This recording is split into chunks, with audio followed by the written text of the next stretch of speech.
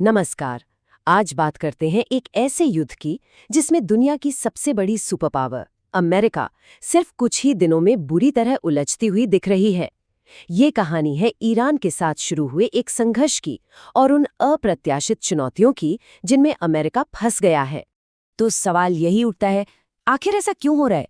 एक global super power जिसके बारे में सब जानते हैं कि वो कितनी ताकतवर है, वो जंग की शुरुआत में ही इतनी परेशान क्यों दिख रही है? ये उन सभी उम्मीदों के बिल्कुल उलट है जो इस लड़ाई से की जा रही थीं। तो सबसे पहले बात करते हैं राष्ट्रपति की चिंता की। आखिर ये परेशानी के संकेत आ कहां से रहे हैं और ये सीधे व्हाइट हाउस से ही क्यों आ रहे हैं? अमेरिकी प्रेसिडेंट के बयानों में ना एक बड़ा अजीब सा कॉन्ट्रडिक्शन दिख रहा है।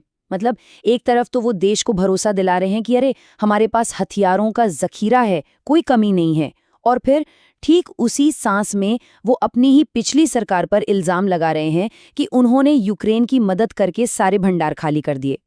और ये सिर्फ कोई बयानबाजी नहीं है, ये इशारा कर रहा है अमेरिका के अंदर चल रहे गहरे पॉलिटिकल मतभेदों की तरफ।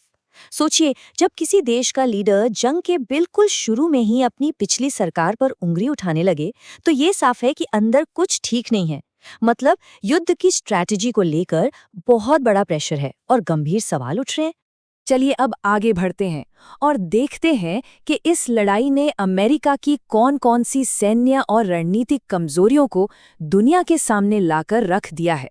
अमेरिका के एक बहुत बड़े नेता मार्को रूबियो का ये बयान देखिए।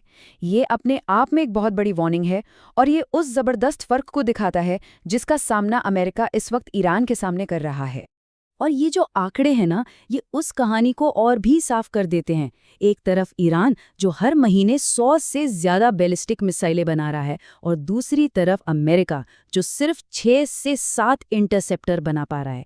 इंटरसेप्टर मतलब वो मिसाइलें जो आने वाली मिसाइलों को हवा में ही मार गिराती हैं। अब खुद सोचिए, जंग के वक्त प्रोडक्शन कैपेसिटी में इतना बड़ा गैप, ये कितना खतरनाक हो सकता है। मामला सिर्फ बनाने का नहीं है, असल में मैदान में क्या हो रहा है वो और भी चिंताजनक है। बहरीन में अमेरिका के जो सबसे एडवांस्ड डिफेंस सिस्टम्स हैं वो ईरान के ड्रोन को नहीं रोक पाए। ये एक बहुत बड़ी नाकामी है और इसका असर देखिए।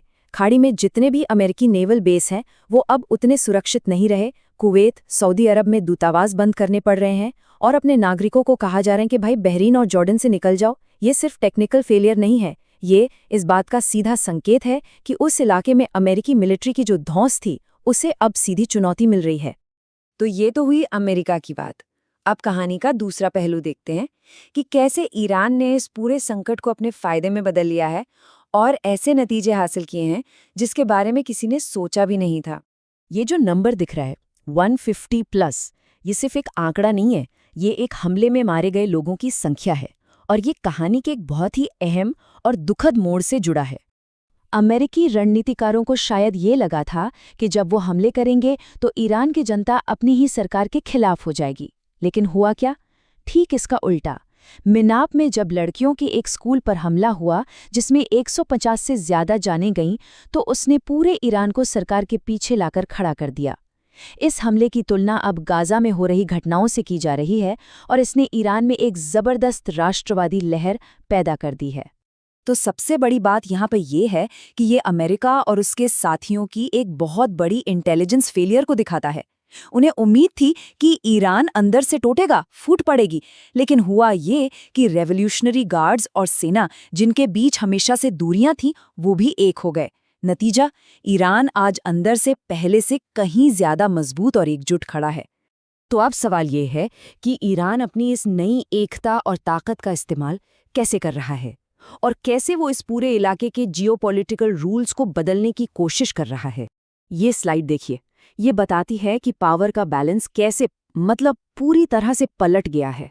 कल तक अमेरिका था जो ईरान पर शर्तें लगाता था, अपना न्यूक्लियर प्रोग्राम बंद करो, मिसाइलें बनाना बंद करो, और आज पासा पूरी तरह पलट चुका है। ईरान टेबल पर अपनी शर्त रख रहा है और वो शर्त है गाजा से इजराइल को पूरी तरह से हटना होगा। ये तो भूमिकाओं का एक 180 डिग्री टर्न है। और ईरान सिर्फ एक शर्त नहीं रख रहा, वो एक नैतिक दलील भी दे रहा है। वो ये सवाल उठा रहा है कि भाई जिस देश पर गाजा में इतने बड़े नरसंहार का आरोप है वो उस जगह की शांति समिति का हिस्सा कैसे हो सकता है।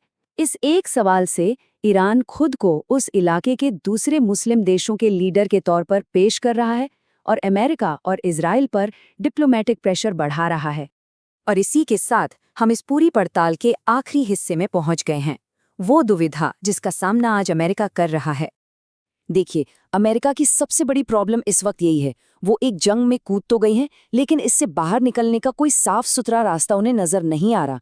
युद्ध शुरू करने का प्लान तो था, लेकिन इसे एक सम्मानजनक तरीके से खत्म कैसे करना है, इसकी कोई एग्जिट स्ट्रैटेजी ही नहीं थी। ये हालात देखकर ना जॉर्ज बुश के ज़माने के अनफिनिश्ड वॉर्स की याद आ जाती है, जैसे इराक में हुआ था, जहां अमेरिका सालों तक फंसा रहा और कोई साफ जीत हासिल नहीं कर पाया। ऐसा लग रहा है मानो इतिहास फिर से खुद को दोहरा रहा है, लेकिन इस बार दांव शायद पहले से भी कहीं ज्यादा बड़े हैं। तो हम इस चर्चा को इसी एक बड़े सवाल पर छोड़ते हैं। क्या ये युद्ध अमेरिका की ग्लोबल स्टैंडिंग को हमेशा के लिए बदल कर रख देगा? इसके जो भी नतीजे होंगे वो सिर्फ मिडिल ईस्ट तक सीमित नहीं रहेंगे। ये आने वाले कई दशकों के लिए दुनिया में अमेरिका की हैसियत को तय कर सकते हैं। सोचने वाली बात है।